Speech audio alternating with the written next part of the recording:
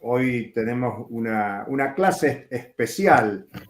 Estamos en feriado en la Argentina, pero decidimos avanzar con la clase igual por tener a dos invitados de países hermanos, colaboradores, no voy a decir antiguos porque son dos jóvenes, sino tradicionales de la especialización. Tanto Jaime como Pascualina han estado en la cohorte anterior.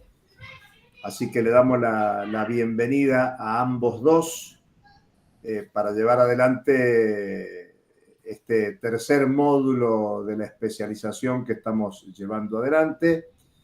Todas los presentes conocen a Pascualina, economista destacada de Venezuela, miembro de la Junta Directiva de la CEP, la Sociedad de Economía Política y Pensamiento Crítico de América Latina y el Caribe, y a Jaime Stay, de Puebla, México, que es el coordinador de la REDEM, la Red de Estudios de la Economía Mundial.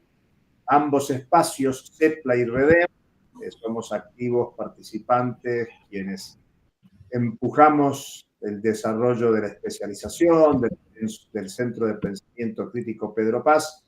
Así que es un gusto enorme tenerlos con nosotros y sin más, le damos la palabra a Pascualina. La idea es trabajar hasta las 1h30. No digo la hora porque es distinta en Venezuela y en México, para no confundirnos. 1h30 va a intervenir Pascualina y luego le damos la intervención a Jaime. Si hay preguntas o comentarios, pedimos que los vayan haciendo en el chat. La actividad se está transmitiendo en YouTube. Todos van a tener posibilidad de verla de nuevo a través de YouTube, y está claro que estas conferencias complementan la charla inicial que dimos el viernes de la semana pasada y toda la bibliografía que está puesta a disposición, cosa que el próximo viernes podamos discutir en clase. Así que dicho esto, Pascualina, adelante y luego vamos con Jaime Stay. Bueno, muy buenas tardes a todas y a todos y agradecer el espacio nuevamente. Además es un gusto compartir con ustedes. Y en esta ocasión, bueno, vamos a conversar sobre el tema de la desdolarización. Estuvimos coordinando con Enrique un poco qué conversar para este espacio, ¿no? Y este es un tema que, bueno, como ustedes saben, está en el tapete, en el debate a nivel mundial, afortunadamente, porque a pesar de que es un proceso que consideramos se estaba dando desde hace un tiempo, no era visible, no formaba parte de la agenda abiertamente, y creo que es importante que ya esté en los espacios y en los debates, en los distintos foros a nivel mundial. Entonces, bueno, se titula Desdolarización hacia un nuevo orden económico mundial, y yo lo que voy a tratar de hacer en estos breves minutos es compartir algunas propuestas de lo que consideramos debería ser ese nuevo orden monetario mundial, económico, financiero y monetario mundial. Claro que antes quizás ponernos al día un poco de lo que ha venido ocurriendo con este proceso de desdolarización. Hay visiones diferentes, hay quienes dicen que realmente no estamos todavía en ese proceso.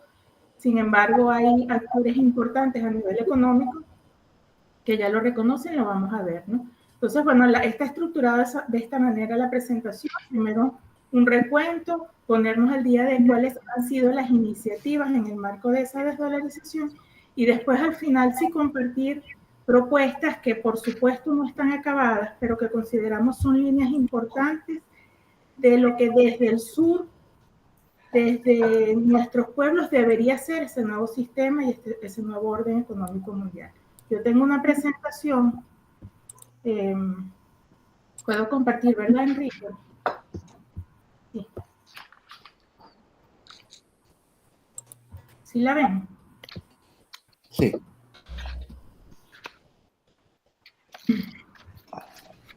Bueno, les decía primero ponernos un poquito al día de lo que ha sido este proceso, ¿no? Y lo primero que debemos decir es que las condiciones actuales, 2023 y sobre todo de unos años para acá, son totalmente diferentes a las de 1944, cuando se instauró este orden económico mundial que hemos estado viviendo. Y entre otros aspectos, en 1944 lo voy a ir refiriendo, sé que todos lo conocemos, pero es importante recordarlo. Estados Unidos tenía una posición de ventaja. Luego de la Segunda Guerra Mundial, pues era el principal prestamista del mundo, no, a diferencia de Europa, digamos, no estaba destruida, como si fue el caso de Europa, producía el 30% a nivel mundial y era además el mayor exportador a nivel mundial. Eso le dio una gran ventaja en las negociaciones de Bretton Woods, se impuso de alguna manera, y es por eso que se decide, entre otras razones, que sea el dólar, que no fue cualquier decisión, el dólar como moneda de referencia mundial, como moneda de reserva internacional, y eso le otorgó a Estados Unidos un poder que no es solamente el poder, el hecho de que la moneda sea la principal moneda de referencia mundial y que todo el resto de las monedas estuviesen referenciadas al dólar, sino el hecho de que con el dólar se creó todo un andamiaje, toda una estructura, una arquitectura financiera que le ha permitido, junto con la OTAN, mantener esa hegemonía y ese poder a nivel mundial. Esas eran las condiciones del 44. 44, 45, el periodo de la posguerra. Hoy la situación es totalmente diferente y justamente por eso, y esas otras... ¿Qué? Perdón, Pascualina, los micrófonos, por favor, apagarlos. Por favor, apaguen los micrófonos que se tapan con la presentación de la profesora Pascualina Curcio. Ya están silenciados. Gracias, Enrique. Bueno, entonces les decía que las condiciones actuales son totalmente diferentes a las de esa época, ¿no? De ser el principal prestamista de Estados Unidos en el 44, 45, pues ahorita es el principal deudor a nivel mundial. La deuda, según sus propias fuentes, asciende alrededor de 32 billones de dólares, y eso equivale a un 124% de su Producto Interno Bruto, pero es 69 veces sus reservas de oro. Es una deuda que pareciera impagable. Sin embargo, es una deuda que se ha ido acumulando a lo largo de todos estos 70 y tantos años, sin que se mostrara, ¿no? Y bueno, y por supuesto, con la emisión de dólares, cubre de alguna forma, digamos, esa situación de deuda de Estados Unidos. La cubre, quiero decir que la encubre, no es que haya cubierto su deuda. Bueno, su producción ya no representa el 30% de la producción mundial, bajó el 24%. Sin embargo, no es solo eso, sino que países, por ejemplo, como China, que en ese momento apenas participaba con el 1%, ahorita participa con el 18%, son los datos del Banco Mundial para el 2022, las últimas cifras. Y lo que lo ha posicionado como el segundo mayor productor a nivel mundial, y se convierte no solo en un segundo mayor productor, sino el principal exportador a nivel mundial. Ha multiplicado 130 veces su comercio bilateral, me refiero a China, con los mercados emergentes y las economías en desarrollo. Estimaciones, incluso el Fondo Monetario Internacional, dicen que los BRICS, estos 5 países, contribuirán en un 32% al crecimiento mundial frente a un 29% del grupo de los 100. Esta es la situación con grandes números, puede haber muchos más detalles seguramente, pero un poco para dar una pincelada de la gran diferencia entre lo que fue el 44-45 y ahora. Lo que nos lleva a pensar que más allá de lo que ha ocurrido y ese proceso de desdolarización, de ese, digamos, de lo que ha ocurrido con la pérdida del valor del dólar, pues nos conduce a pensar la necesidad de un cambio del sistema económico, monetario y financiero a nivel mundial. Hay otros elementos. Yo les decía que este proceso de pérdida del valor del dólar no es nuevo. Y este proceso de ese posicionamiento de Estados Unidos desde el punto de vista económico tampoco. Ese endeudamiento viene incluso desde la década de los 70, pero además con balanzas comerciales deficitarias, contrastado con China, Rusia y otros países que tienen balanzas comerciales superavitarias, pero es un proceso que de alguna forma estaba invisibilizado a propósito, incluso por los propios medios de comunicación. Con la pandemia, primero con la crisis del 2008, financiera del 2008, luego la pandemia, y ahora esta guerra OTAN-Rusia que inicia en el 2014, pero que, digamos, tuvo un hito importante en el 2022, no solo se han visibilizado algunos aspectos, sino que además se han acelerado. Porque sobre todo esta guerra OTAN-Rusia, en el momento en que Estados Unidos sanciona, entre comillas, a Rusia y además bloquea a Rusia desde el punto de vista financiero, no solo el hecho de las respuestas de Rusia ante esta situación para proteger su moneda y proteger su economía, ¿no? Buscando opciones alternativas a ese sistema de pagos y a ese sistema monetario basado en el dólar, sino también el hecho de que el resto de los países han comenzado a notar el poder que tiene Estados Unidos en cuanto a bloquear, extorsionar, chantajear a los diferentes países del mundo con esa estructura financiera que se ha creado. Cosa que no es nueva, lo sabemos, no empezó con Rusia, somos más de 20 países por lo menos que estamos en la lista de los FARC. Cuba ya tiene 60 años, pero de alguna forma se ha comenzado a visibilizar este hecho y en la alerta, se han encendido las alertas de estos países en la medida en que dicen, bueno, si le tocó a Rusia, en algún momento toca a cualquiera de los otros países, ¿no? Sin embargo, simultáneamente se han venido dando iniciativas para sortear ese sistema. Cuando yo les comentaba que no es solo el hecho de que el dólar es la moneda de referencia, en el 44 se crea la moneda de referencia, había que establecer un valor para el dólar y se respalda en el oro en ese momento. Pero en el 71, y también lo recuerdan ustedes y lo saben, pero es importante decirlo, Estados Unidos fue muy astuto, fue muy hábil. Y cuando digo Estados Unidos, me refiero principalmente a la Reserva Federal, a los dueños de la Reserva Federal sobre todo.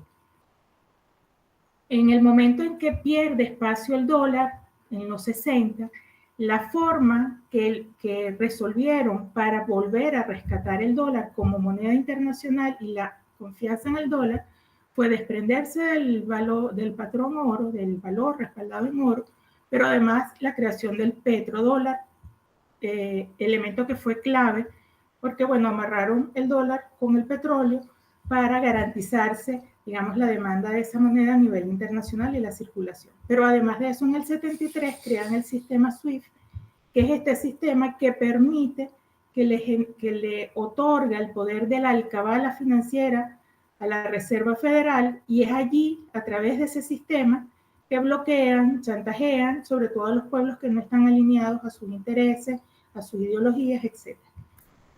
Entonces, bueno, esa es la situación. Y adicionalmente están los aspectos comerciales, además de las propuestas de la nueva ruta de la seda planteada por China. Hay una, digamos, se ha potenciado el comercio bilateral de China con otros países, sobre todo en la región de Eurasia, y la entrada de China también incluso con mayor fuerza en nuestra región, en América Latina. Pero lo importante es en qué medida esos aspectos y esas condiciones comerciales determinan las formas de pago. Decíamos que en el 44, bueno, Estados Unidos era el mayor productor, el mayor exportador, y eso también determinaba la forma como se pagaba. En este momento, siendo China, por ejemplo, uno de los principales exportadores, no necesariamente las condiciones de pago tienen que regirse por este sistema basado en el dólar y basado en este sistema SWIFT. Y por eso es que de un tiempo para acá se han buscado otras opciones y otras alternativas, ¿no? Entonces es bien importante la relación de lo comercial con lo monetario y con lo financiero. Aquí algunas iniciativas realmente actualizadas, seguramente las conocen, de opciones alternativas a ese sistema y esa arquitectura financiera instaurada en Bretton Woods, pero que ha dado pasos importantes. Sin embargo, y por eso les decía al inicio, bueno, hay quienes dicen, por ejemplo, Christine Lagarde dijo en estos días que, bueno, todavía el dólar mantiene una importancia en el sistema monetario y en las reservas internacionales, está alrededor del 59%. Sin embargo, reconoce que han ido avanzando otras opciones desde el punto de vista monetario y también financiero. Por otra parte, están los actores en Davos, ya cuando escribieron este libro del reinicio, del reseteo mundial, el reinicio mundial, ellos reconocen en ese libro que el dólar va en decadencia, dicen que no es un asunto inmediato, pero que sí que está decayendo y que hay que buscar otras opciones, y vamos a comentar ahorita eso en un rato. Bueno, estas son algunas iniciativas que van desde lo bilateral hasta la conformación y fortalecimiento de bloques comerciales. Las relaciones bilaterales, bueno, China, que se está convirtiendo en el socio comercial de decenas de países alrededor del mundo, el comercio entre China y Rusia, sobre todo a raíz de la guerra OTAN-Rusia, aumentó un 34%. No me voy a detener mucho en los números, igual esta presentación yo se las voy a dejar. El comercio bilateral entre China y Brasil alcanzó los 150.000 millones de dólares, lo que tiene muy preocupado, por cierto, el Comando Sur, lo ha escrito y lo ha dicho en sus informes, la entrada de China en la región. Argentina, y ustedes lo saben, comenzará a pagar las importaciones en yuanes. Rusia e India están comerciando el petróleo en rupias, y lo del petróleo es bien importante porque el desplazamiento del petrodólar es clave en este nuevo sistema monetario y financiero, este nuevo sistema, este nuevo orden mundial. Bueno, el yuan se utilizó por primera vez en las transacciones transfronterizas, superó el uso del dólar. Luego están los bloques comerciales y financieros que se han ido o creando o fortaleciendo. Bueno, están los BRICS, que además tienen una lista de países que quieren entrar a los BRICS. Los BRICS no es un bloque nuevo, relativamente nuevo de estos últimos 2 años, sin embargo ha agarrado mucha fuerza, pero países como Arabia Saudita, Turquía, Egipto, Afganistán, Indonesia, buscan convertirse en miembros de los BRICS, cosa que no es cualquier cosa, pero además los BRICS, además de otra lista, Argentina también solicitó ingresar, pero además los BRICS mantienen relaciones con otros bloques comerciales y financieros. Bueno, aquí está la lista: la Asociación de Naciones del Sudeste Asiático, la misma CELAC, Mercosur, la Unión Económica Euroasiática, que son bloques importantes por el peso comercial en cada una de sus regiones, ¿no? Bueno, está la Unión Económica Euroasiática, que está proponiendo, de hecho, la unificación de todos los sistemas de información de intercambio, es decir, los sistemas de compensación de pagos alternativos a ese sistema SWIFT, y la nominación de precios en monedas nacionales. La agenda incluye la transición hacia una nueva moneda de liquidación estable basada en una canasta de monedas nacionales. Estoy haciendo hincapié en esto para cuando vaya lo de las propuestas. Y la creación de un sistema propio de precios estables, ¿no? Entonces, digamos que como esa, hay muchas otras iniciativas. Yo les estoy actualizando un poquito de lo que ha sido lo más reciente. El tema del petrodólar es un aspecto importante para comprender ese nuevo orden económico mundial, porque la compra y venta de hidrocarburos, incluyendo Arabia Saudita, se han comenzado a desprender del dólar, siendo Arabia Saudita el principal aliado en los 70 para crear el petrodólar, ¿no? Cosa que es bien importante. Entre China y los países del Golfo Pérsico, es decir, los que representan el 25% de la venta de petróleo, se estableció ya un acuerdo, y China se comprometió a importar grandes cantidades, incluyendo el gas natural. Lo van a hacer a través de la Bolsa de Petróleo y Gas Natural de Shanghái, que a su vez China, a través de esas bolsas, decidió respaldar el yuan que además lo mostró y lo lanzó en formato digital, respaldarlo en oro para generar más confianza. Y ese es otro aspecto importante que voy a retomar en las propuestas, ¿no? El respaldo en activos tangibles, en este caso el oro. En los países han ido avanzando no solamente comprando oro, sino iniciativas para respaldar las monedas en oro. Bueno, Arabia Saudita se ha, digamos, alineado con, ya lo decíamos, con los BRICS y esta Organización de Cooperación de Shanghái. Voy rápido para generar del tiempo para que me dé tiempo de la propuesta, ¿no? Y bueno, con respecto a las reservas internacionales, les decía, el dólar sigue copando ese 59%, antes era el 63%, no es que el yuan tenga mucho, digamos, se duplicó, pasó del 1% del 2,7%, sin embargo ya el cambio es importante, ¿no? Otro aspecto interesante es que la transferencia de esas reservas ha sido en oro, incluso en monedas relativamente pequeñas. Hay un aspecto importante que mientras esto ocurre y estas iniciativas se están dando, sobre todo en Oriente y en el sur global, digamos, pareciera, un poco por lo que hemos leído, que no necesariamente la posición de la Reserva Federal es igual a la posición de Davos, ¿no? La Reserva Federal mantiene la posición, bueno, de a toda costa mantener el dólar como moneda de referencia mundial, de reserva internacional, su hegemonía. No es casual, por ejemplo, tratar, como han venido haciendo en Venezuela, de dolarizar. Venezuela, de paso, tiene la mayor, ustedes saben, reserva de petróleo del mundo, una de las mayores de oro y la cuarta de gas. Están tratando de hacer algo similar en Argentina. Ellos están buscando, con una visión continentalista, mantener el dólar. Sin embargo, la propuesta de Davos, incluso en este libro que les comentaba, es ir hacia una moneda única mundial, que no es el dólar, porque reconocen que el dólar está, digamos, en decadencia. Una moneda que además esté controlada por el Banco de Pagos Internacionales. Ustedes saben, el Banco Central de los bancos centrales. Aquí el aspecto importante es quién controla la moneda, porque si en un momento la controlaba Estados Unidos, la Reserva Federal y los capitales dueños de la Reserva Federal, en este caso, ¿quién lo va a controlar? Y eso es clave para si queremos avanzar hacia un sistema multipolar más democrático a nivel mundial, ¿no? Ha habido otras iniciativas, por ejemplo, esta propuesta de la moneda única de alguna forma se parece a la propuesta de Keynes del Bancor, que realizó también en el 44, que no tuvo éxito, que era una moneda única respaldada en activos tangibles. Esta moneda que quieren crear en Davos no está claro si está respaldada en activos o no. Lo más probable es que siga siendo fiduciaria, porque es la manera además de manipular monedas y desestabilizar economías, y lo hemos visto, en Venezuela lo hemos vivido.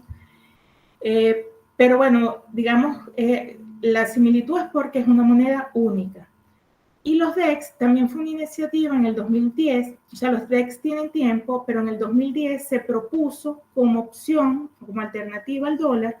Sin embargo, eso no prosperó porque la Reserva Federal, pues por supuesto, estuvo en contra de la propuesta. Los DEX están, digamos, es una conformación de canasta de monedas. Bueno, la propuesta, y ya con esta lámina yo termino, les decía, no es una propuesta acabada, pero hay 5 aspectos que nosotros consideramos que son esenciales en un nuevo orden económico mundial que apunte de verdad a esta iniciativa multipolar hacia ese mundo democrático. En primer lugar, las monedas tienen que avanzar de manera que su valor sea cuantificable, respaldada en algún activo tangible. No hay nada más etéreo y por lo tanto más manipulable, como lo hemos visto desde el 71 para acá, el 71 del siglo pasado para acá, que la supuesta confianza. Cuando Estados Unidos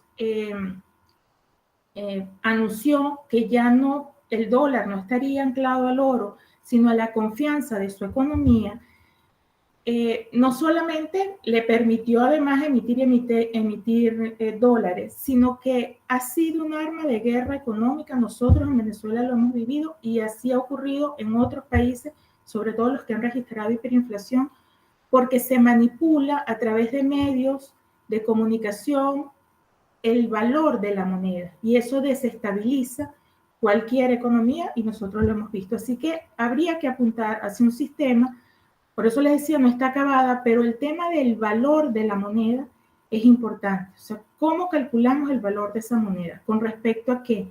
Hay propuestas, ahorita está avanzando lo del oro, incluso el petróleo, particularmente nosotros pensamos que el petróleo, a diferencia, y eso que nosotros tenemos mucho petróleo, pero a diferencia del oro, el petróleo es un activo, pero se transforma en energía. El oro tiene unas características particulares. Entonces, el oro, otros minerales que pudiesen sustentar el valor de las monedas. Un segundo aspecto es que no tiene que haber una sola moneda a nivel mundial de intercambio, de referencia y de reserva, que es lo que ha ocurrido con el dólar, sino más bien múltiples monedas de referencia y de reserva internacional. Múltiples monedas que se pueden ir creando incluso con estos bloques comerciales sustentadas en las canastas de monedas que conforman esos bloques comerciales, con esas monedas intercambiar con otros bloques o incluso de forma bilateral. No tiene por qué haber una moneda. Y en el momento en que hay varias monedas, también distintos sistemas de compensación de pago. No solo el SWIFT, que además es la gran alcabala financiera, sino puede haber distintos sistemas de compensación de pagos. No se justifica que a esta altura, con la tecnología, no pueda haber interconexión entre distintas monedas de referencia y reserva mundial, pero además interconectadas con distintos sistemas de compensación de pago, incluyendo los sistemas bilaterales. Otro aspecto que consideramos importante es que cualquier avance hacia un nuevo orden económico mundial debe implicar que cada país conserve su moneda. No es una propuesta como la del euro. El euro se crea en ese bloque, pero desaparecen las monedas nacionales y quien domina el euro o la economía dominante es la que se impone, la que establece condiciones. Y entonces eso implica, digamos, vulnerar la soberanía, incluso la independencia económica a través de la política monetaria de cada uno de los países. Los países deben mantener su moneda nacional como garantía de soberanía, de autodeterminación. Eso no significa que como países, miembros o no de bloques comerciales, formen parte de una canasta de monedas y de monedas, digamos, de intercambio. Pero las monedas nacionales deben permanecer. Y el otro aspecto es más institucional. El Fondo Monetario Internacional, el Banco Mundial, se crearon en el 44 también con esta estructura, digamos, con estas decisiones y esta estructura financiera. Bueno, Estados Unidos tiene el mayor porcentaje en las cuotas accionarias, tiene poder de veto, pero en un mundo como el que veíamos en la primera lámina no se justifica que el Fondo Monetario a través de Estados Unidos pues terminen decidiendo lo que ocurre a nivel monetario, financiero, económico en general, ¿no? Entonces, o avanzar hacia la reforma de esos organismos, hacerlos democráticos, donde cada país tenga voz y tenga voto, o avanzar hacia instituciones que sean coherentes con ese nuevo sistema multipolar, con distintos bloques, con distintos sistemas de compensación. De hecho, los BRICS ya crearon el nuevo Banco de Desarrollo, por ejemplo, pero avanzar hacia una nueva institucionalidad no dominada, en este caso como es el caso del Fondo Monetario, el Banco Mundial, por la Reserva Federal. Bueno, finalmente, y ya cierro, estas propuestas o por lo menos estos aspectos que consideramos importantes considerar en lo que sería una propuesta de nuevo orden económico mundial, sabemos y está enmarcado en lo que es el mundo actual y el modo de producción actual, que es capitalista principalmente. Sin embargo, es un nuevo orden económico mundial coherente con un sistema multipolar, con un mundo multipolar que garantizaría o por lo menos dificultaría menos a los países soberanos avanzar hacia el modo de producción que elijan sus pueblos, ¿no? No como lo que ha venido ocurriendo, que cada vez que se alza una bandera de la revolución, de cambio de modo de producción, avanzar hacia el socialismo, pues automáticamente se activan todos estos dispositivos de esa estructura financiera, de bloqueo SWIFT, etc. Entonces, bueno, un poco eso era lo que quería compartir y nuevamente agradecer la invitación y estoy a la orden para cualquier pregunta o comentario. Muchas gracias. Muchas gracias, Pascualina. Muy completa la presentación. Ahí hay algún comentario en el chat, si puedes andar mirándolo para luego comentar. Las preguntas pedimos que las vuelquen en el chat. Decirles a todas, a todos, y especialmente a Pascualina, que nos visita desde Venezuela, y a Jaime Stay, que nos visita desde México, que tenemos compañeras y compañeros presentes de Chile, de Brasil, de Colombia, de República Dominicana y de la Argentina, de varias provincias, de varias ciudades de provincias, en una participación más que interesante de esta presentación que se está transmitiendo en directo por YouTube. Así que, sin más, no sé, no lo veo a Jaime, si Jaime está por ahí, que habilite micrófono y escuchamos a Jaime Stay. Bueno, creo que ya se escucha y se ve, ¿no? Perfecto. Ver no se ve, pero sí te escuchamos. No, sí. Tenemos a vos, no una presentación. No, claro. Digo, a mí. Perfecto, bueno, adelante. A ver, bueno, en primer lugar también quiero, al igual que Pascualina, quiero empezar agradeciendo la posibilidad de participar en esta que yo diría que es una más de las varias actividades que ya hemos tenido con ustedes, en particular con el grupo y con la actividad académica que coordina Enrique Lorza. En mi caso, el tema, ahora voy a tratar de poner lo que me interesa.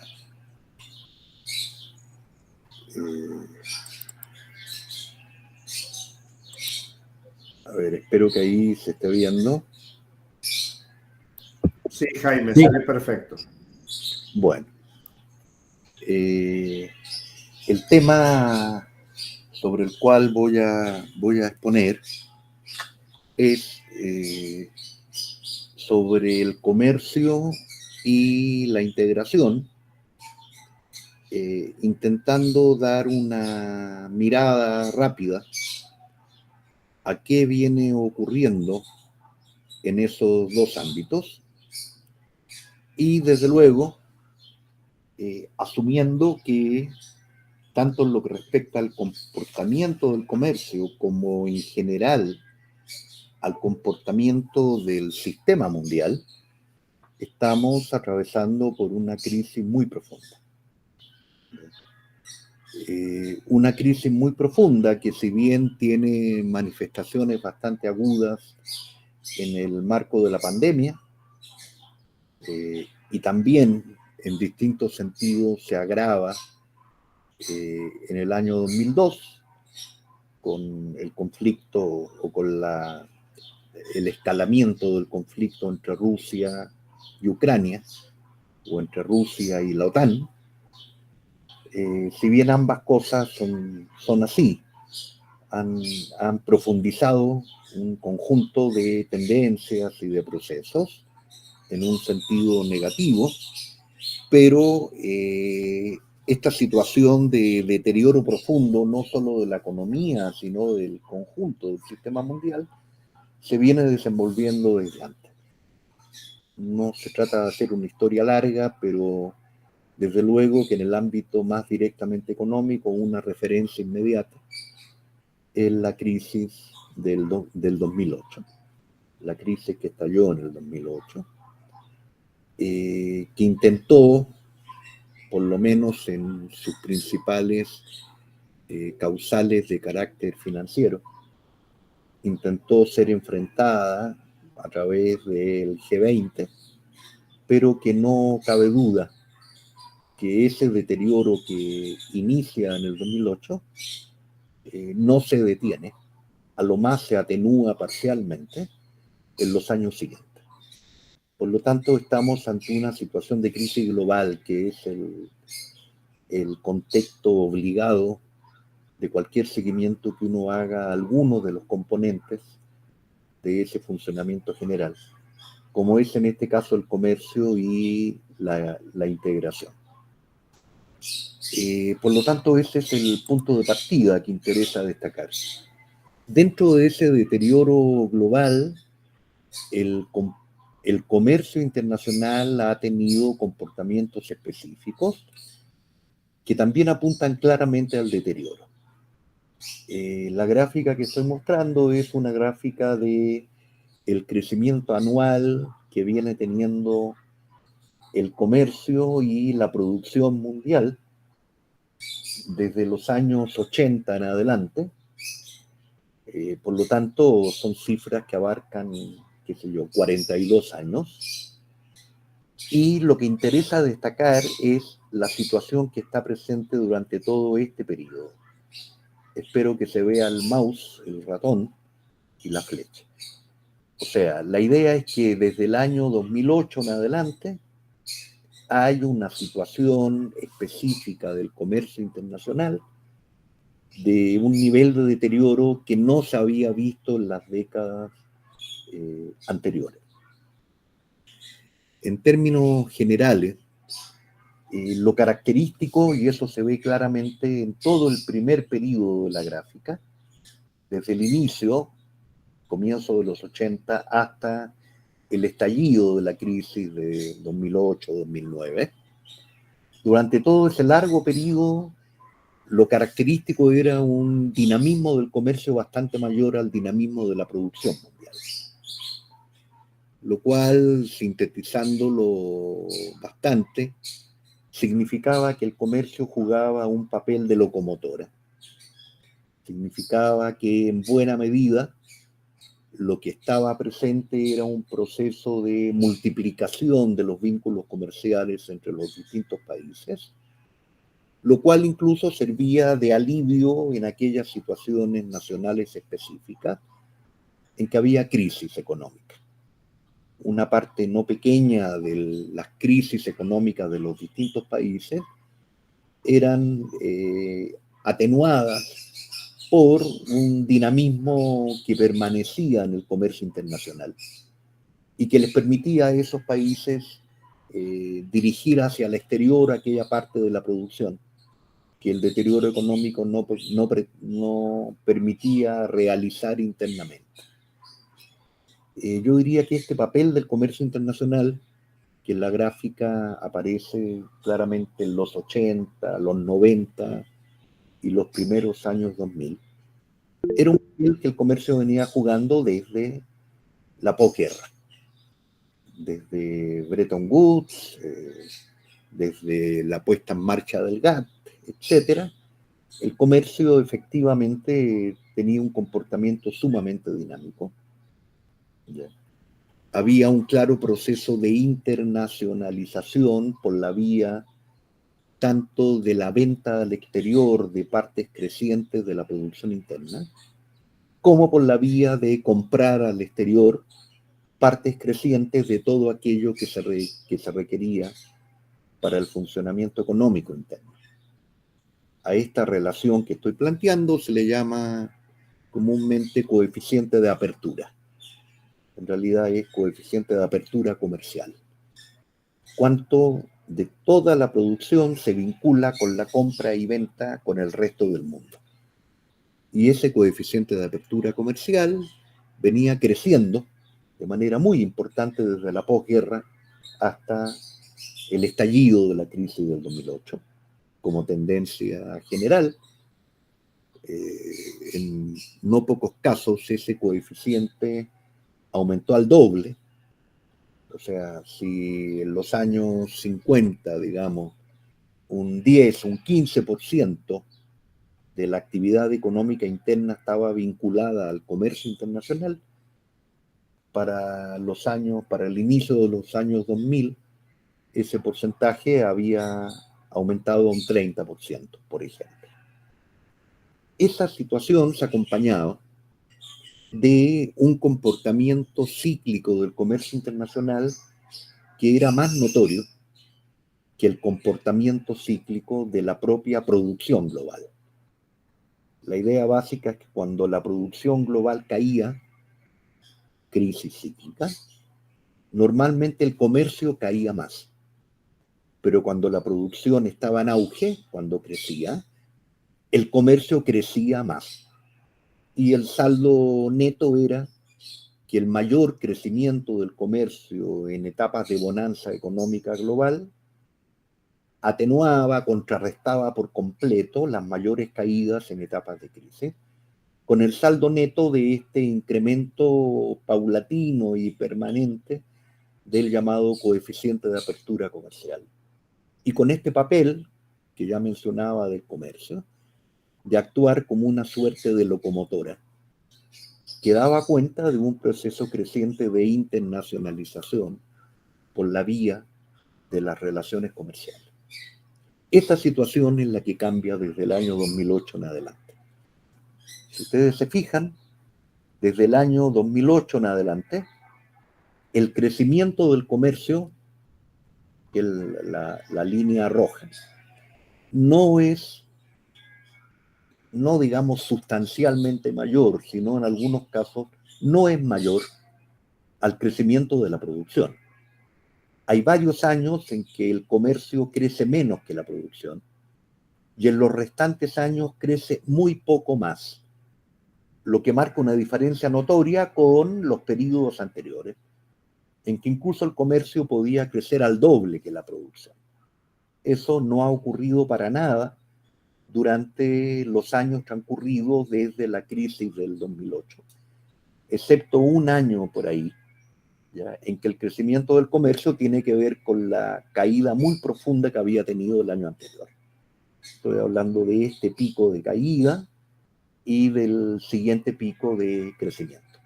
En todo el resto del periodo, el comercio en buena medida ha perdido ese papel de locomotora de la economía mundial. Y lo que estoy diciendo es perfectamente válido,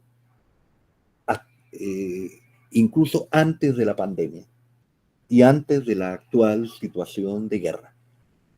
O sea, lo primero que habría que destacar es que los problemas de desenvolvimiento, la falta de dinamismo del comercio internacional, no es un problema que aparezca en el 2020 como resultado de la pandemia, sino que ya se venía desenvolviendo desde antes.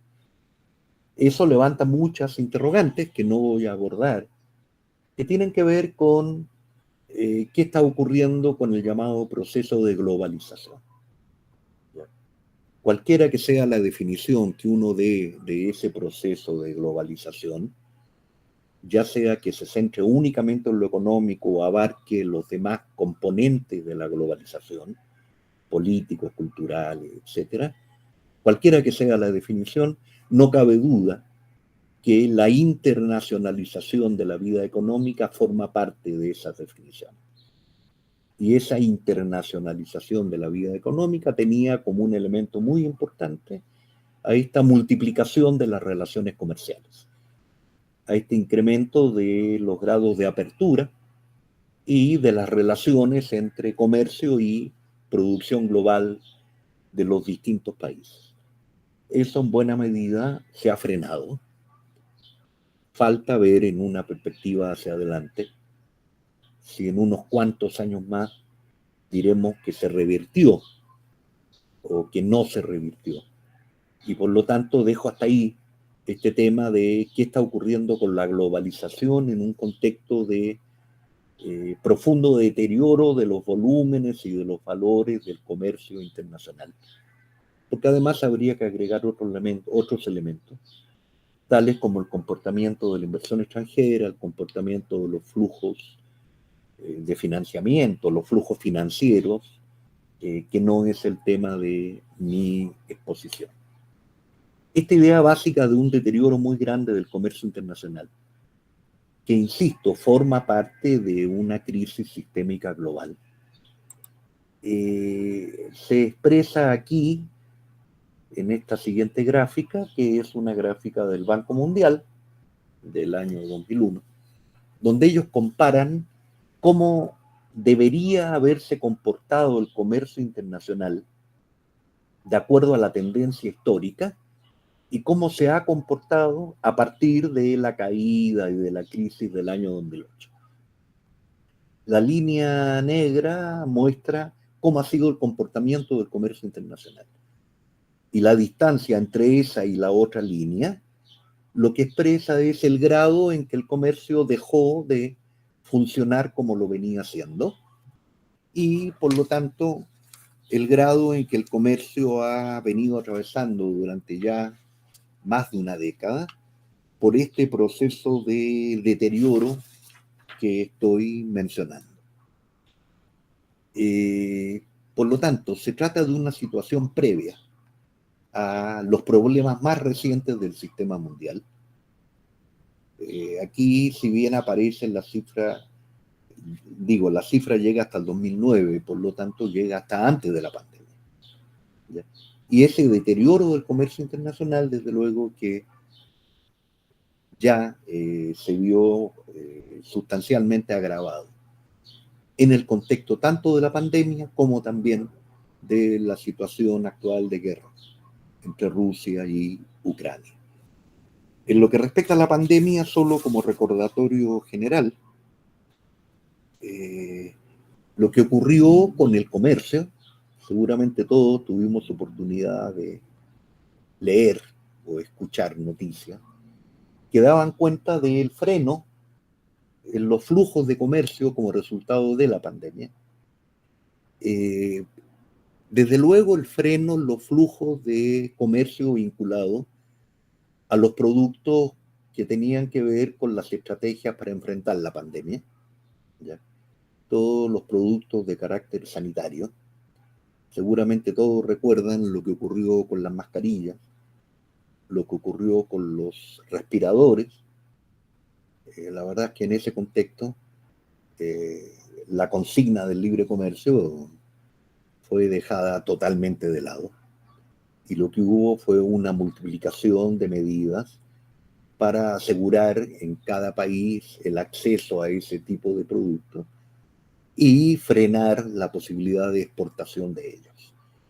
Incluso llegó a haber ejemplos de mercancías en tránsito que paraban en algún país y que eran apropiados por el país correspondiente en la medida en que eran respiradores o cosas de ese tipo. No solo la pandemia golpeó duramente a el comercio internacional de productos de carácter sanitario, digamos, sino que golpeó al conjunto del comercio. ¿Ya? En buena medida la pandemia significó un fuerte freno a la circulación internacional de todo tipo de bienes, empezando por los bienes que tenían que ver con las políticas para enfrentar la situación de pandemia. Algo parecido ocurre con el conflicto de guerra entre Ucrania y Rusia. Aquí hay un cuadro que resume el peso relativo que tenían las exportaciones de Ucrania y de Rusia antes del estallido del conflicto. ¿Ya? Son cifras que corresponden al 2020, no las voy a revisar con detalle. Estamos hablando de petróleo, gas, fertilizante, aceite de girasol, trigo y maíz como cereales. En todos estos productos, Rusia, Ucrania o alguno de los dos son importantes exportadores y de eso dan cuenta las cifras. Qué sé yo, petróleo crudo 15% prácticamente Rusia, gas natural 17% Rusia, fertilizantes 13% o 14% casi si sumamos a Rusia y Ucrania, aceite de girasol casi 70% del total comerciado internacionalmente provenía de esos dos países. Y bueno, en lo que respecta a los cereales, particularmente en lo que respecta al trigo, en que entre Rusia y Ucrania eran responsables del 25% de la oferta internacional de trigo. Y bueno, todas estas producciones han visto fuertemente golpeadas. tanto la producción misma como, por supuesto, la circulación internacional, las exportaciones. No me voy a detener, pero es en base a eso que se han intentado llegar a acuerdos para tratar de facilitar la circulación, sobre todo de algunos cereales. Acuerdos que han tenido un éxito relativo. Por consiguiente, la primera idea general que me interesa transmitir es una situación de fuerte deterioro del comercio internacional, una situación de freno de ese comercio y, por cierto, la idea de que no es un problema que arranque hace 3 años, sino que venía desde antes. Elegí como punto de partida la crisis del 2008, porque efectivamente desde ahí ya se vuelve evidente que hay un cambio en el comportamiento del comercio y en el papel que juega el comercio internacional respecto del funcionamiento, tanto del conjunto de la economía internacional como en general del funcionamiento económico sistémico. Por lo tanto, esa es la primera idea general que me interesaba transmitir. Un deterioro muy grande del comercio. La segunda idea, un deterioro extremo de las negociaciones multilaterales referidas al comercio. Las negociaciones multilaterales referidas al comercio son las negociaciones que se desarrollan en el contexto de la Organización Mundial de Comercio. La idea básica, en la que se expresa en la línea negra que está en este cuadro, es que la OMC está atravesando por una crisis muy profunda que arranca básicamente desde el año 99, desde la reunión ministerial de Seattle, que fue la tercera reunión ministerial de la OMC desde que ella se creó, ¿ya? Y que esa crisis dura hasta hoy. Sin mayor problema uno podría identificar componentes de esa crisis incluso desde antes de Seattle. En un momento diremos que uno de los temas que probablemente es el principal foco de conflicto que ha llevado a esa crisis de la OMC es el tema de los subsidios agrícolas. Y el tema de los subsidios agrícolas se transformó en un punto importante de conflicto desde el GATT, ¿ya? Desde la ronda Uruguay del GATT. Y la ronda Uruguay del GATT se desarrolló entre el año 86 y el año 94.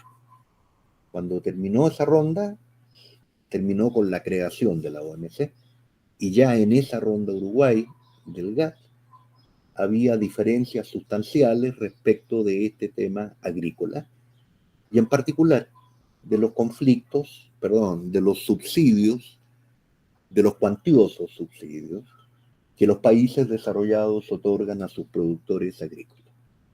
Por lo tanto, en lo que respecta a la Organización Mundial de Comercio, y por lo tanto en lo que se refiere a el ámbito de las negociaciones comerciales de carácter multilateral, hay una situación de crisis evidente. Lo que puede resumir un poco de manera muy sintética esa crisis es lo siguiente. En diciembre del 2008 se logró con bastante dificultad echar a andar una ronda de negociaciones de la OMC. Seguramente saben que tanto el GATT como la OMC funcionan sobre la base de rondas. El GATT tuvo una serie de rondas, en cada ronda se definía un temario y en esa ronda se iba abordando el temario y se iba resolviendo, llegando a acuerdos sobre el temario. En el caso de la OMC, la primera ronda que se echa a andar desde que se creó la OMC al comienzo del año 95, se echó a andar en Doha, en diciembre del año 2001. Se echó a andar a pesar de que ya eran evidentes los conflictos.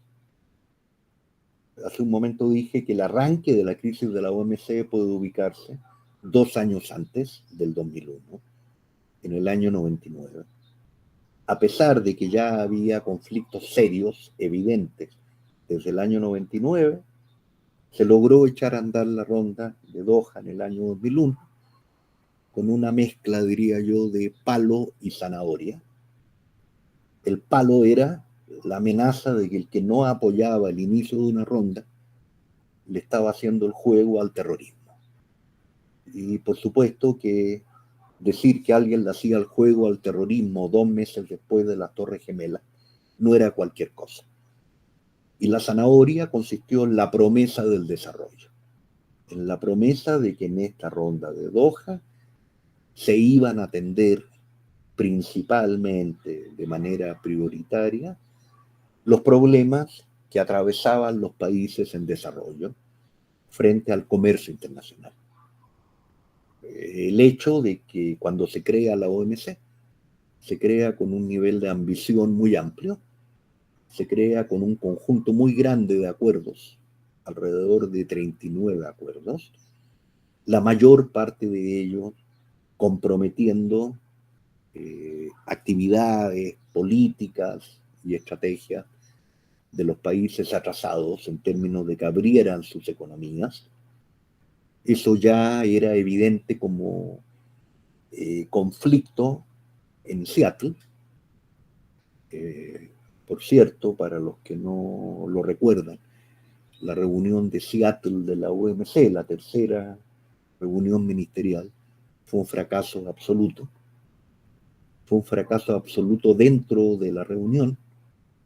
No se logró llegar ni siquiera a una declaración final, que es el mínimo que normalmente sale de estas reuniones.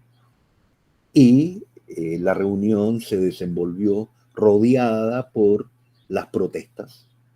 Varias decenas de miles de personas protestaban en la parte de afuera del lugar donde se hacía la reunión de Seattle.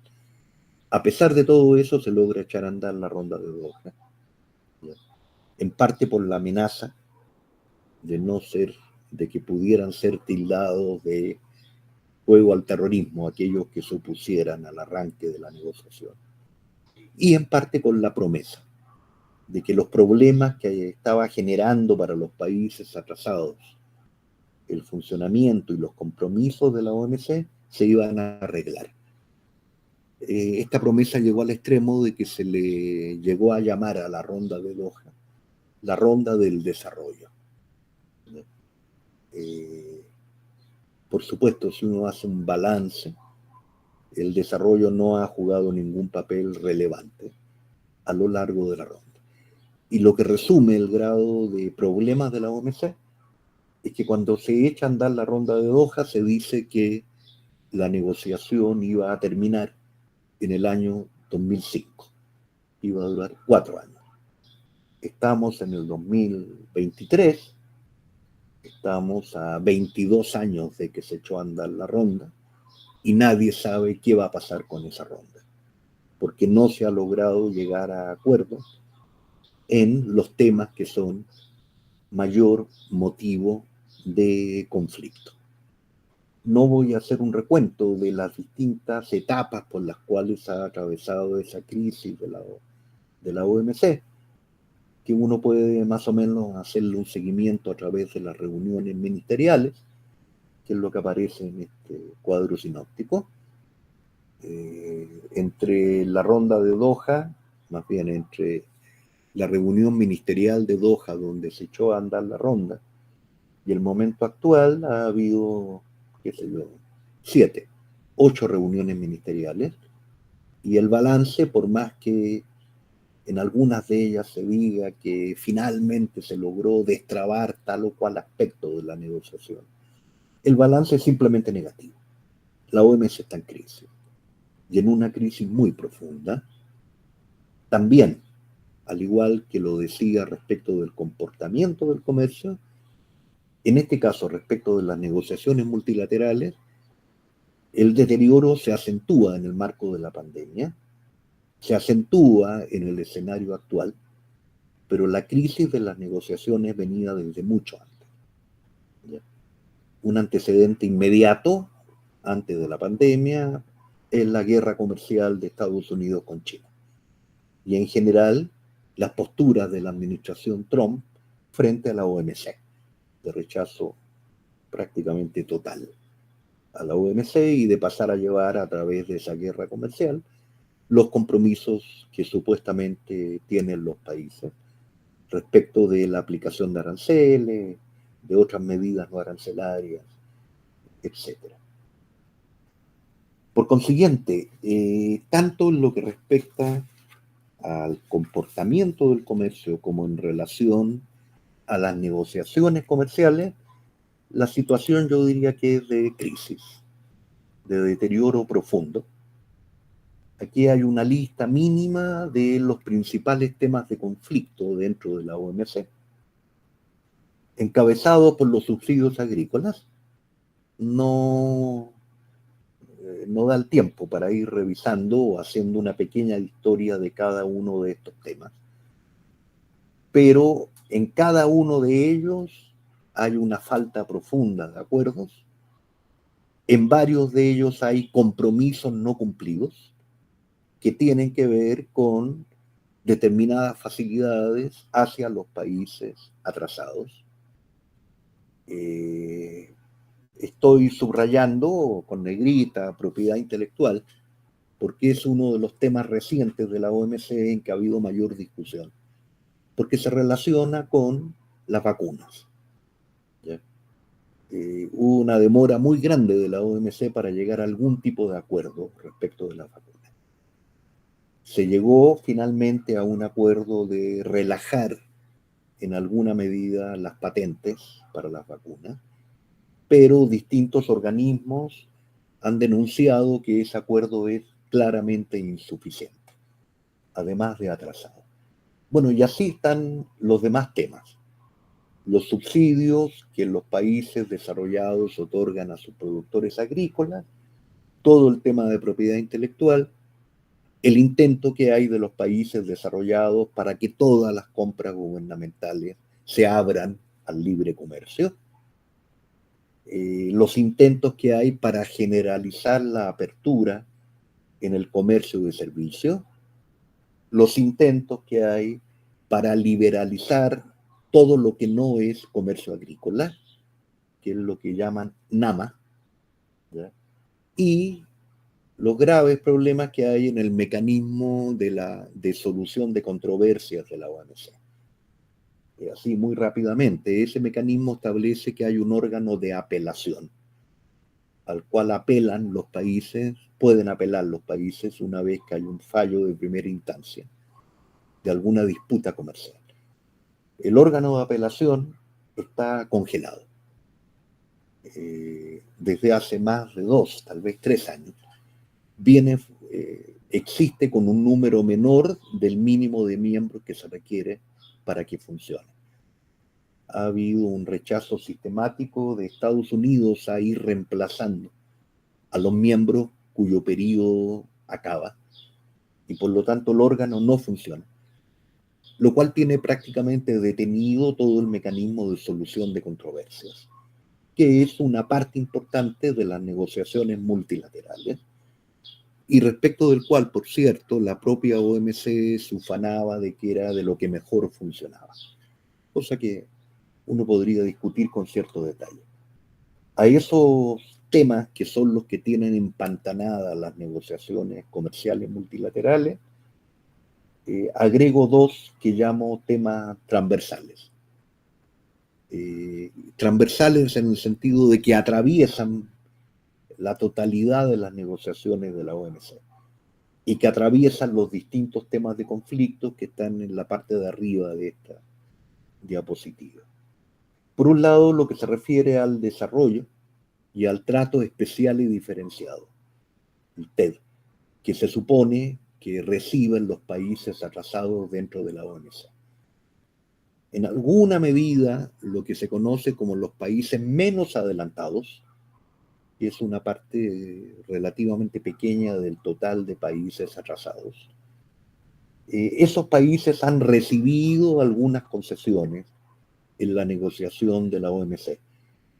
Todos los demás países atrasados todos los demás significa alrededor de 120 países, no han recibido concesión ninguna, ¿ya? Y más bien el criterio que se ha impuesto en las negociaciones de la OMC es un trato entre iguales, por más desiguales que son los países que negocian, ¿ya?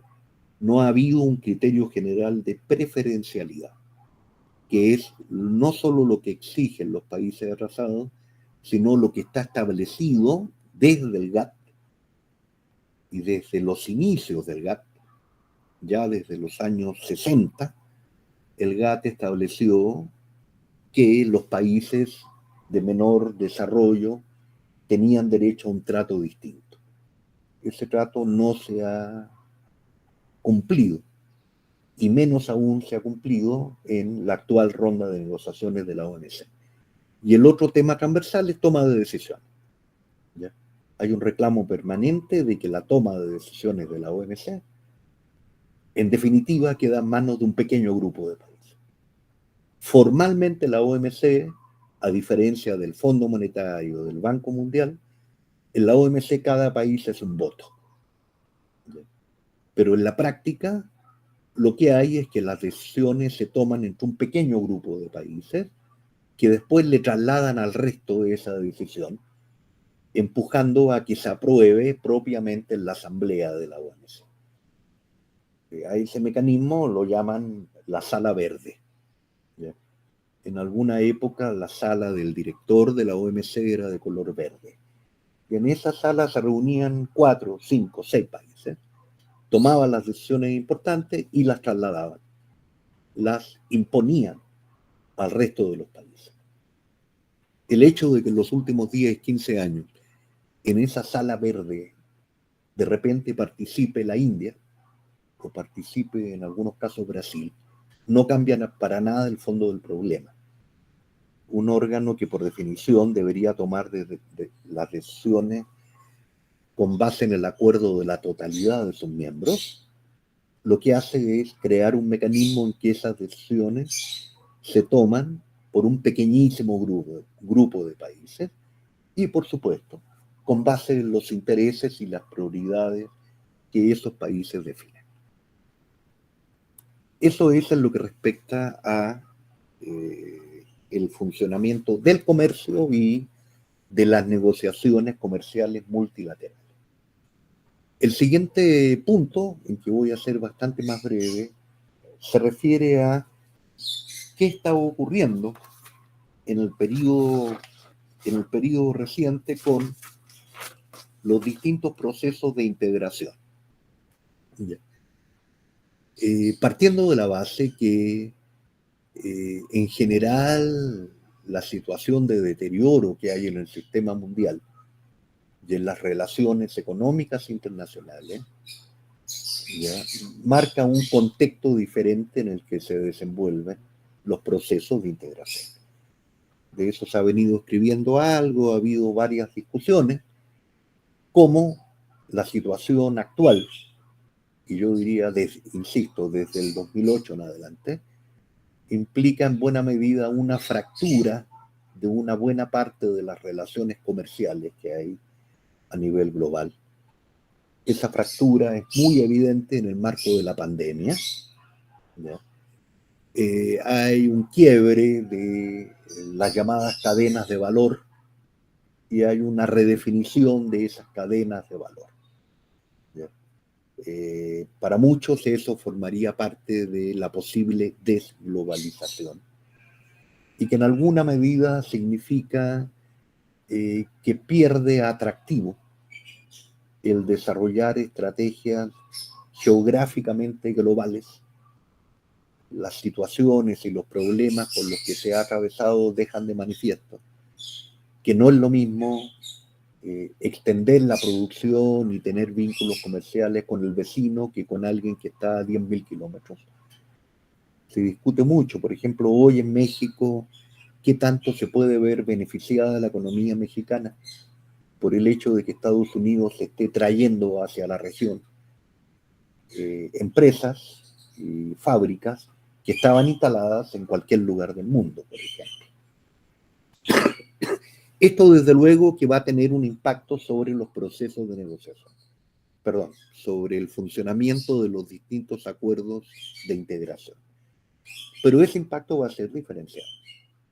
Por ejemplo, yo no he leído información ni he podido construirla, pero sería muy interesante qué está pasando con los megabloques. No sé si recuerdan que en general una tendencia más o menos reciente era la formación de grandes bloques, ¿ya? Con participación de 30, 40, 50 países, que estaban ubicados a lo largo del planeta. Probablemente los megabloques se están viendo particularmente golpeados, con esta idea de que la lejanía sí importa, por decirlo de algún modo. En este cuadro lo que muestro es el comportamiento del comercio de algunos de los bloques que no son de América Latina, la Unión Africana, la ASEAN, en realidad es la ASEAN más 3, ¿ya? China, Japón y Corea, además de la ASEAN, el área del euro y el NAFTA, donde participa México, Estados Unidos y Canadá. En términos muy gruesos hay en algunos casos un deterioro, ¿ya? Un caso notorio es el caso de aquí, ¿ya? Me equivoqué, ahí. Esta tendencia al menor peso del comercio intraesquema. Las cifras son de cuánto de todo lo que comercian los países de un bloque lo comercian entre ellos. Eso es lo que da los porcentajes que aparecen aquí, ¿ya? Entonces yo diría que hasta ahora hay una situación diferente según de qué esquemas, según de qué bloques y según la extensión de los bloques desde el punto de vista territorial. Y esta es la situación para América Latina, que desgraciadamente es de manera mucho más clara de deterioro de los vínculos comerciales entre los países de la región. Las barras muestran cuánto de todo lo que comercia la región lo comercia en el interior de ella. Cuánto de todo lo que venden los países de la región se lo venden entre ellos. Y bueno, casi sobra lo que uno pueda decir de cómo ha ido disminuyendo la importancia relativa del comercio intrarregional para el conjunto de América Latina y para la mayor parte de los esquemas. No hay tiempo para desarrollarlo, pero una excepción, que en general, cuando uno hace un balance de los procesos latinoamericanos de integración, siempre hay que trabajarla por separado, por su relativo buen comportamiento en lo que respecta a los vínculos comerciales, y también en este caso es el mercado común centroamericano, que históricamente ha tenido mayores niveles de vinculación comercial que el ALADI, que el CARICOM, que la Comunidad Andina, que el Mercosur, incluso que los esquemas creados de manera más reciente en este siglo. O sea, UNASUR, ALBA y incluso CELAC en alguna medida. Termino con lo siguiente, que se refiere a los procesos de integración en América Latina. Dos ideas básicas. Primera, el balance que uno tiene que hacer de qué ha venido ocurriendo con la integración latinoamericana en los últimos 10 años, 12 años, 13 años, es obligadamente negativo. ¿Ya?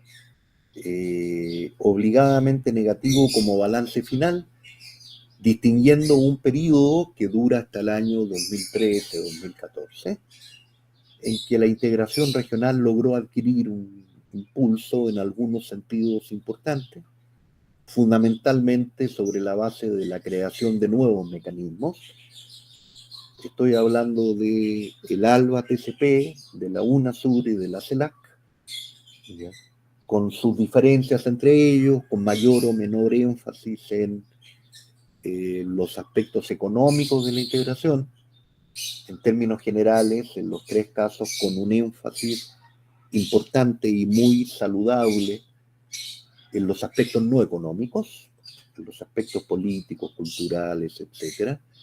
e incluso dentro de lo económico con un énfasis también muy positivo en lo no comercial. La integración latinoamericana tiene una larga historia de ser solo mayor comercio. Y eso en parte no era tan así con estos esquemas alternativos que se generaron en los primeros 10 años, digamos, 12 años del presente ciclo. Esa situación cambió radicalmente, yo diría desde el 2013, 2012 en adelante. Si hubiera que mencionar hechos, el fin del boom de los productos primarios, boom del cual la región salió claramente favorecida en distintos sentidos, y la muerte de Hugo Chávez.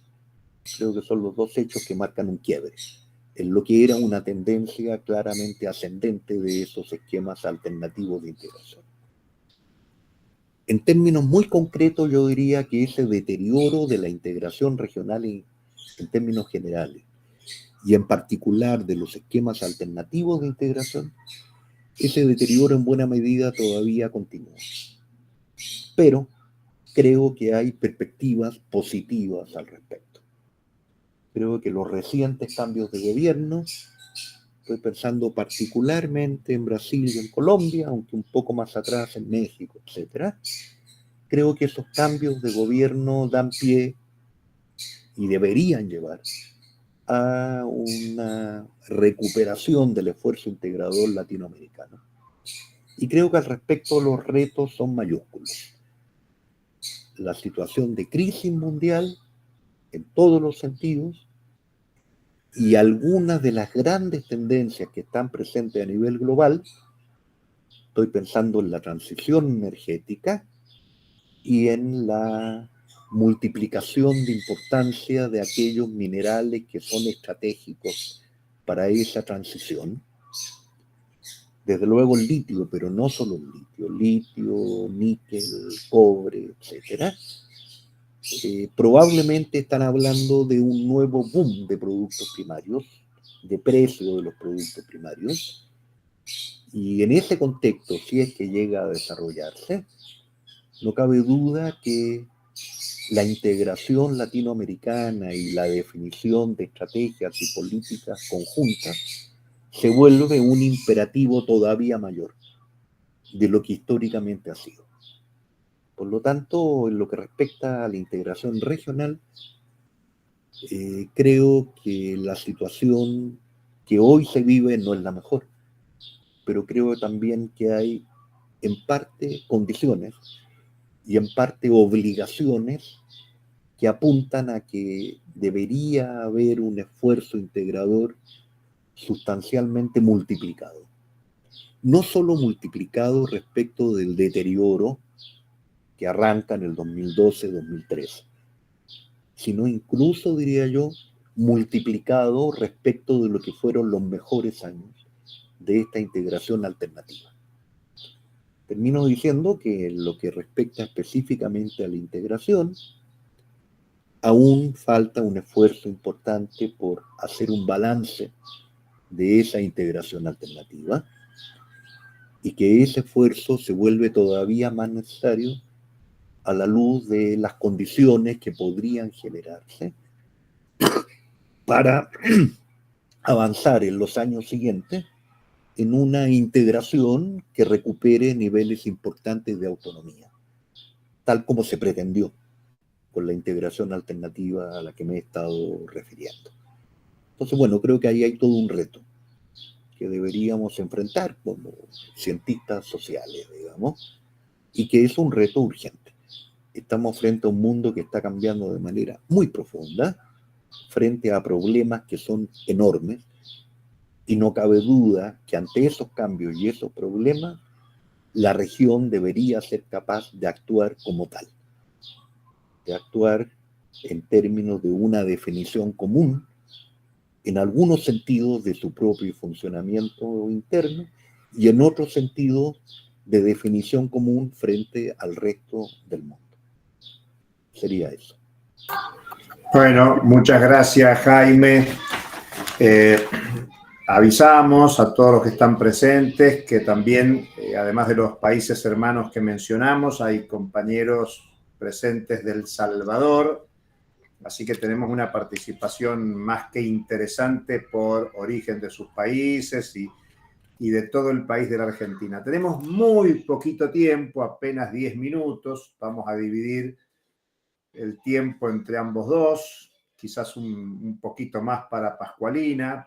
Jaime, si podés ir mirando algunos comentarios ahí en el chat mientras Pascualina responde. Yo muy brevemente, Pascualina, me animo a consultarte sobre el planteo que vos hiciste. Hay un debate en América Latina ante la creciente presencia de China y la preocupación de Estados Unidos por la presencia de China en América Latina. ¿Qué tendría de distinto China a Estados Unidos en el marco del desarrollo capitalista que vos mencionás? Y Jaime, planteaste como interrogante qué pasa con la mundialización en este tiempo, como este módulo es economía mundial, una visión desde América Latina y el Caribe, y algo señalaste al respecto. Bueno, ¿cuál es tu parecer sobre la visión de América Latina ante la nueva situación? Insistimos que tenemos escasos minutos, les pedimos disculpas, pero todas las compañeras y compañeros van a poder ver la presentación luego, así que brevemente los habilitamos para que Pascualina y Jaime puedan hacer algún comentario general. Pascualina, adelante. Una pregunta práctica, ¿cómo le hago para leer el chat? Tenés abajo a la derecha el chat. Abajo a la derecha de tu pantalla tenés 4 imágenes, una que aparece un diálogo. Ya, sí. Ahí podés leer, abrís eso y tenés el chat. Bueno. De acuerdo. Adelante, Pascualina. Sí, bueno, rápidamente hay una pregunta relacionada con la dolarización en Venezuela en el chat, y allí debemos decir, bueno, es una dolarización de facto, de hecho no es una dolarización que ha sido decretada ni mucho menos por el gobierno, pero sí efectivamente una incursión del dólar en todas las transacciones a lo interno del país. Las causas que preguntan aquí, las consecuencias. Bueno, la causa, digamos, originaria, determinante, el inicio de la guerra económica en Venezuela con distintas armas, pero una de ellas, además del bloqueo y otras más, ha sido, porque continúa, es la manipulación del tipo de cambio del bolívar con respecto al dólar. Por eso hacía tanto énfasis en la presentación con el tema de la manipulación de los tipos de cambio. Ha habido una depreciación importante del bolívar desde el 2012 hasta acá. Estamos hablando de 30 billones% de depreciación, no es cualquier cifra. Antes dábamos 8 bolívares por dólar, bolívares fuertes, ahorita damos 2.5 billones de bolívares fuertes por dólar, o sea, una cifra impresionante, pero es una depreciación que ha sido inducida por el ataque al bolívar en el marco de esa guerra económica, incluso ya confesado por voceros de Estados Unidos, ¿no? Eso por una parte. Eso, por supuesto, ha implicado una desestabilización tremenda en la economía por la vía de ese tipo de cambio, pero por otra parte también las políticas que han buscado dar respuesta a ese ataque al bolívar y a esa depreciación, y las políticas, entre otras, ha sido la de suprimir la cantidad de bolívares, con la creencia de que el proceso hiperinflacionario que hemos vivido en Venezuela, que es consecuencia de esa depreciación del bolívar, más bien fue la creencia por parte del Banco Central, que fue más bien por un aumento de la cantidad de dinero, de liquidez monetaria. Y lo que ha hecho es suprimir los bolívares, y en ese proceso, la cantidad de bolívares que queda en la economía es mínima, lo que ha dado espacio al dólar para las transacciones. ¿Cuál es el problema con el dólar? Además de que no es nuestra moneda, digamos, oficial. Bueno, las grandes desigualdades. Si bien las transacciones se realizan prácticamente ahora, incluso los precios de referencia se colocan en los establecimientos en dólares, por eso digo, es una dolarización de hecho, Bueno, el ingreso en dólares por parte de toda la población, sobre todo la clase obrera, no se corresponde con los niveles de precio. Entonces, esa política de disminución de la cantidad de dinero, pensando que esa ha sido la causa de la hiperinflación, acompañada de congelación de salarios en el marco de una hiperinflación y en el marco de esa dolarización, pues ha generado, digamos, un deterioro del poder adquisitivo e incluso del desempeño de la administración pública. Eso a grandes rasgos, sé que no tengo mucho tiempo, pero un poquito para comentar lo que ha estado ocurriendo. Y con respecto a la pregunta de Julio, ¿qué habría de diferencia entre China y Estados Unidos entrando a nuestra región? Bueno, está entrando en el marco de, digamos, en el marco de las inversiones, del comercio. No habría ninguna diferencia si se impone, por ejemplo, como país que además allí tendríamos que dar todo un debate si su sistema es capitalista o no, pero no habría ninguna diferencia si se impone en el marco de las relaciones comerciales y de inversión. Sinceramente no creo que habría ningún problema, ninguna diferencia. Depende, yo pienso, de nuestros países y cómo actuamos en función de esa entrada de China. Si nosotros permitimos que entre de la misma forma, con las mismas condiciones, imposiciones, que lo ha hecho Estados Unidos, pues no hay ninguna diferencia. Si lo hacemos en el marco de la cooperación, de la soberanía, del respeto, de la no imposición de modelos, de modos de producción, de condiciones comerciales, allí pudiese haber una diferencia. Y eso lo amarro con la propuesta.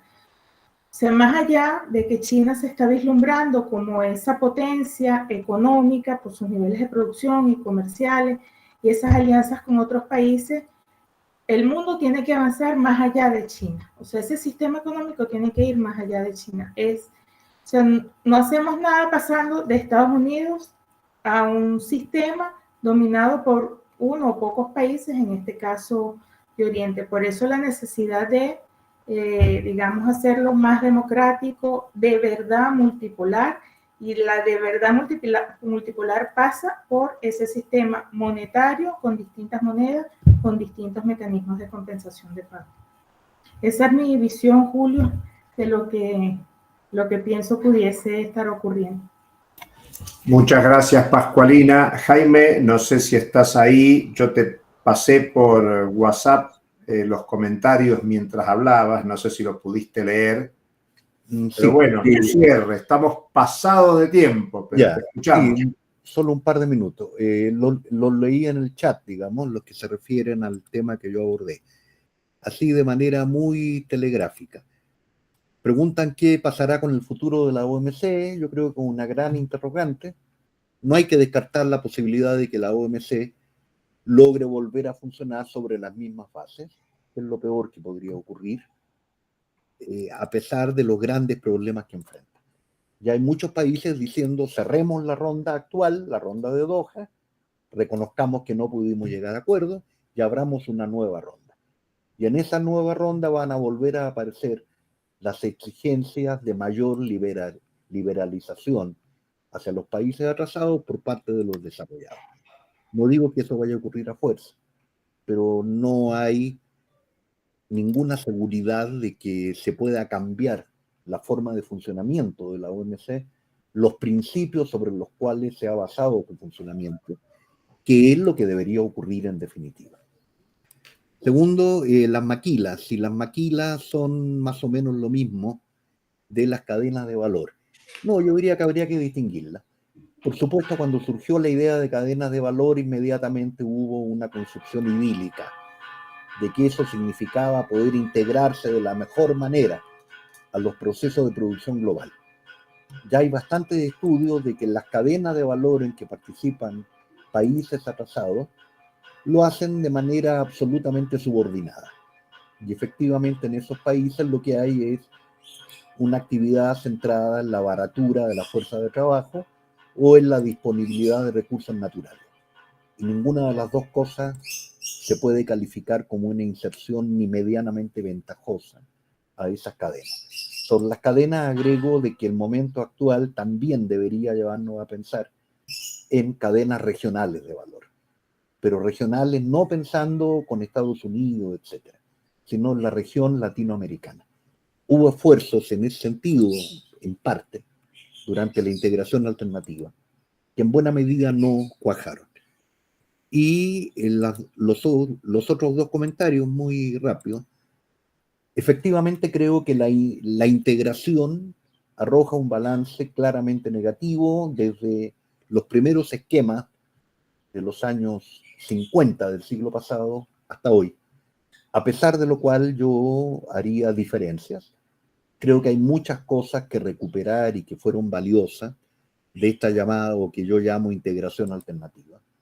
Hubo muchos problemas, hubo muchos frenos, muchas cosas no se lograron, pero creo que una buena parte de los principios en los cuales se apoyó esa integración constituían una ruptura de lo que había venido ocurriendo. Y lo que había venido ocurriendo era lo que se llamaba el regionalismo abierto. Y sí, tenemos muchos elementos que nos unen como región, lo cual resulta claramente paradójico con lo poco que hemos logrado integrar. Creo que ahí hay una gran deuda de parte de los gobiernos, de los sectores que dominan el funcionamiento de nuestras sociedades, que nunca le han apostado seriamente a la integración regional. Y que en buena medida muchos de esos sectores no le van a apostar como decisión propia. Creo que la integración regional, si se logra, no va a provenir de los sectores que dominan el funcionamiento económico. Tiene que provenir desde abajo. Y para eso habría todo un trabajo por hacer todavía. Y ya. Muchas gracias, Jaime. Muchas gracias, Pascualina. Hago mío, nuestros, junto con Enrique, los elogios que, si tienen tiempo, pueden ver ahí en el chat. Una clase muy útil para nuestro módulo tercero de la especialización que trata sobre la economía mundial, una mirada desde nuestra América. Y esto último que señala Jaime, de la construcción desde abajo, y la conclusión final de Pascualina, de que depende de América Latina, de que los vínculos con otros países, especialmente China, tiene que ver con las decisiones soberanas de nuestra América. Así que muchísimas gracias a todos, a todes, por estar aquí en esta reunión. En un día feriado en la Argentina hemos tenido la mayor participación de la especialización, quizás sea por eso. Así que muchas gracias por estar ahí y muchísimas gracias a nuestros compañeros Pascualina Curcios de Venezuela, Jaime Staide de México. Agradecidos a todos. Esto va a estar en la página, se los vamos a mandar a todos. Ahí nos pedían para repasarla con detenimiento. No hay problema. Y el viernes que viene, a la hora habitual, nos encontramos para continuar debatiendo. Muchas gracias. Nos vemos. Chao. Hasta luego.